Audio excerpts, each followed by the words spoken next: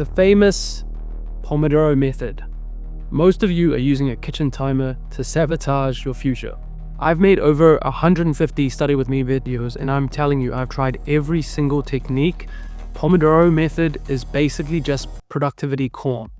Today I'm going to break down why the Pomodoro Method isn't as great as it is, what are the use cases, the pros and cons, and also what are the alternatives that you can use that are actually effective. One of the core problems I have with the Pomodoro Method is that it makes you feel busy while you're not actually being productive. And if you're a student who's currently trying to get into something like medical school, you don't have time to waste. Obviously, we can't just rely on me as a primary anecdote. We have to look at the science, and the science shows us that it takes roughly 20 minutes to enter flow state. If you're doing a Pomodoro 25-5 session, you're essentially just spending 20 minutes to achieve flow state and then 5 minutes to actually be in flow state, and then you disrupt it with a break. Then you take a break, doom scroll for a bit, and then reset your brain. You press the clock starts again, and now you have to get back into flow state all over again. You've just done context shifting, which is leaving you with a cognitive tax. In mathematical terms, you're essentially paying a 90% tax. In a 3-hour session, you might get 45 minutes of actual flow state work done. The Pomodoro Method, however, isn't all useless. There are use cases, and here they are. If you're doing repetitive tasks such as flashcards, or you're doing admin work, just anything that doesn't require a lot of your brain function and you've done it before, Pomodoro is kind of perfect for this. Pomodoro is also extremely useful for task initiation. And if you're someone who isn't particularly that disciplined, or you have ADHD, then Pomodoro is a great way to start the task.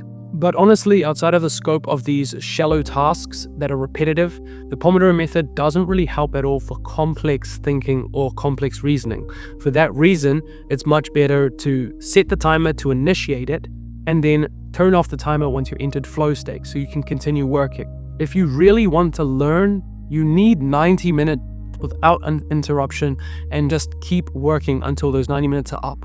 That way, then, you have done effective, deep work. Now that I've essentially just bashed on the Pomodoro Method, I'm not just going to leave you without an alternative. Plus, if the Pomodoro Method works for you, and in those use cases, continue using it. Even for my study with me sessions, I usually have the Pomodoro, right there you can see, a timer on, but I don't adhere to it. I usually just work through the break because I know for myself, it's just going to disrupt my flow. And every time I have a break, I actually struggle to get back into the flow state. So here is the alternative, and I honestly believe this is the best technique you can use when you're trying to remember new information and really consolidate it into your mind. That secret weapon, the Feynman Technique. Now, a quick history lesson. Feynman was one of the seen geniuses in the world, one of the greatest, but he actually had a technique which made this genius mystique kind of fade away, at least in my head. What he would do is he would reverse engineer everything to the point where he could explain it thoroughly. And this would make his reasoning in complex task thinking become much more easy. Now, he was obviously a genius, but his technique is the thing that we want to steal. Many people might refer to this as explaining things simply and just being able to explain a topic simply. But for this application, you need to go a bit deeper. What I do personally is I go to ChatGPT and I write in exactly the topic in the title of what I want to learn. Then I add a high-stakes story attached to that. Usually I like to use something that's quite violent or traumatic, don't judge, because it tends to stick into our brain much more deeply. For instance, if I was trying to learn about a virus, I would ask ChatGPT to help me understand a virus and a virus attack in the concept of a bank heist using the Feynman Technique, and also ask for illustrations. Then once you have that out, you're gonna have to learn it. So at this point, now you draw and actually illustrate. Even if you're a bad artist, it's gonna take time. And because it's going to take time, you're gonna actually remember and learn. The good thing about attaching this to something that's maybe violent or bad is the fact that our brain really remembers high stakes or dangerous things. And having used this technique, at first I thought it was just complete rubbish.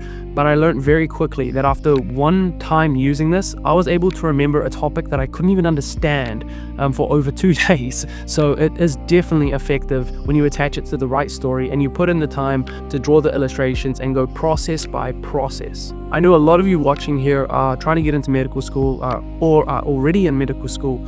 And for those who are trying to get into medical school, you have to understand you have, in a lot of countries, only 1 year to prove yourself, and proving yourself as a student. It's in your best interest to arm yourself with the best study techniques that actually work. Instead of exploring all of them, this is my recommendation to you. Flashcards, repetitive work, use the Pomodoro Method. It's effective for this. Outside of that, use the Feynman Technique. And if the Feynman Technique doesn't work for you, find out a system or something that does work for you. However, I would highly recommend it. You don't need more. Oftentimes you need less, and just to focus and commit with those things. Then if you're done with being average, then subscribe. I'm going to be posting much more of this content of how I actually study and how I stay disciplined and what techniques I use to stay in the zone. I've made over 150 study with me videos every single day through sickness. I'm currently sick and I will continue to do so. I think there's no excuse to get the work done. As you can see behind me, it's currently like 12 a.m. or 12 p.m. at night, and I'm going to film my study with me video after this. So there's really no excuse, and having done over 150 days of this and also doing medical school, I have a pretty good understanding of what works, at least for me, and I would love to share it with you. So subscribe, and I'll see you in the next video.